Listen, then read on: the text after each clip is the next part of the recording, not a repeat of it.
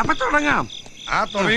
രാജേന്ദ്രൻ, ഒരു P S C ചെയർമാനെ 2,24,000 രൂപയിൽ നിന്ന് ശമ്പളം കുത്തനെ കൂട്ടിയത് 3,87,000 രൂപയാണ് കേട്ടോ.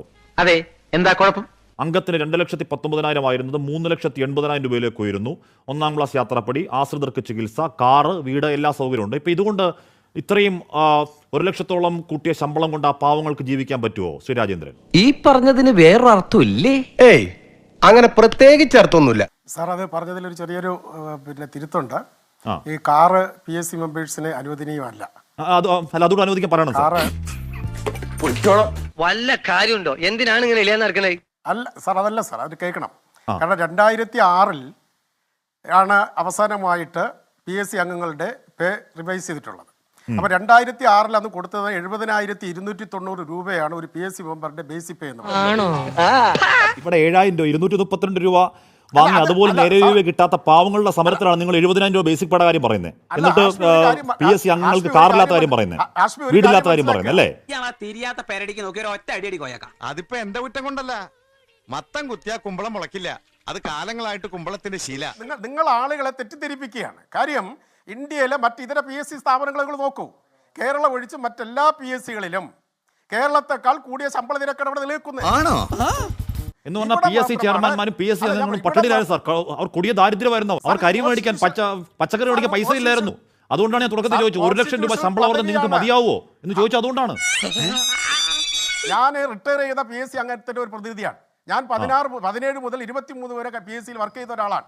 PSC അംഗങ്ങളാകുന്നവരെന്ന് പറയുന്നത് 50% കുറയാത്ത ആളുകൾ 10 കൊല്ലത്ത് സെൻട്രൽ ഗവൺമെന്റിലോ സ്റ്റേറ്റ് ഗവൺമെന്റിലോ സർവീസിൽ ഇരുന്ന ആളുകൾക്ക് മാത്രമേ നിയമിക്കപ്പെടാൻ പറ്റുള്ളൂ. എന്നിട്ട് അപ്പൊ അവിടെ എഞ്ചിനീയേഴ്സ് ഉണ്ട്, ഡോക്ടർമാരുണ്ട്, UGC സ്കെയിലിൽ ഇരുന്ന ഉന്നത ഉദ്യോഗസ്ഥന്മാരുണ്ട്. അപ്പൊ ഇവരൊക്കെ അന്ന് വാങ്ങിക്കൊണ്ടിരുന്ന ശമ്പളം എന്ന് പറയുന്നത് ഇന്ന് UGC സ്കെയിൽ വന്നപ്പോൾ 2-3 പരിഷ്കരണം കഴിഞ്ഞു. അപ്പൊ രാജേന്ദ്രൻ വാങ്ങുന്ന പെൻഷൻ അടക്കം കുറച്ചുകൂടി കൂട്ടി വേണമെന്ന് ആവശ്യം. സാർ, എന്റെ പെൻഷൻ പറഞ്ഞാൽ നിങ്ങൾ ഞെട്ടിപ്പോവും. എനിക്ക് 24,500 രൂപ പെൻഷൻ ഉള്ളൂ. 7 വർഷം ജോലി ഓരോ മാസം വാങ്ങിക്കൂടി ശമ്പളം എത്ര? ആനുകൂല്യങ്ങൾ എന്തൊക്കെയാ? പിന്നെ ചൂടാണ്ട് ഇല്ല. അല്ല ഹാഷ്മി, 7 വർഷമല്ല ഹാഷ്മി, 7 വർഷമല്ല 6 വർഷം PSC അംഗത്തിന്റെ കാലാവധി. കേവലം 6 വർഷം വർക്ക് ചെയ്ത കിട്ടുന്ന പെൻഷൻ പോരാ. പെൻഷൻ എന്ന് നമ്മുടെ അവകാശമല്ലേ? അതെ, കേവലം 6 വർഷം. കേവലം ഇപ്പൊ ഈ ചേച്ചി 10-12 വർഷം കഷ്ടപ്പെട്ട ചേച്ചി ഈ ഇരിക്കുന്നത് 10-12 വർഷം കഷ്ടപ്പെട്ട ചേച്ചി. ഇവർ 61 വയസ്സിൽ റിട്ടയർ ആകുമ്പോൾ 10 പൈസ കൊടുക്കില്ല. ഉത്തരം പറ. എന്ന് പറഞ്ഞാൽ ഈ പറയുന്ന 10-40 വർഷം ജോലി ചെയ്തിട്ട് രാപ്പകലില്ലാതെ പൊരിവെയിലത്തും പെരുമഴയത്തും ജോലി ചെയ്തിട്ട് ഇറങ്ങി പോകുമ്പോഴേക്കും 5 ലക്ഷം രൂപ തരണേ സാറേ എന്ന് അഭ്യർത്ഥിച്ചുകൊണ്ടിരിക്കുക. അപ്പോഴാണ് താങ്കൾ പറയുന്നത് 6 വർഷം വർക്ക് ചെയ്തതിന് പെൻഷൻ.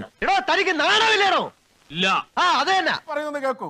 ഈ 6 വർഷം ജോലി ചെയ്താൽ ഈ PSC അംഗങ്ങൾക്ക് വേറെ ഒരു ജോലി സ്വീകരിക്കാൻ പാടില്ല. ഭരണഘടനയിൽ എഴുതി വെച്ചിരിക്കുന്നതാണ്. മറ്റെല്ലാ വിഭാഗങ്ങൾക്കും വേറെ ജോലിക്ക് പോവാം. അത് നിങ്ങൾ ആദ്യം മനസ്സിലാക്കുക. അത് കാരണം ഇത് പോരാ. അത് കാരണം 4 ലക്ഷം പോരാ. ഒരു മിനിമം 10 ലക്ഷം രൂപ മാസശമ്പളം ആക്കണം ആവശ്യപ്പെടണം സാർ. സർക്കാർ കേൾക്കും. ഈ സർക്കാർ കേൾക്കുന്നത് ഉറപ്പാണ് എനിക്ക്. ഈ സർക്കാർ കാര്യം ഈ സർക്കാർ PSC അംഗങ്ങളുടെ സഹനങ്ങൾ കേൾക്കുന്നവരാണ്. കിട്ടേണ്ടതൊക്കെ കിട്ടിയല്ലോ, സമാധാനമായല്ലോ. ഇനി സ്വസ്ഥമായിട്ട് വണ്ടി റോഡിൽ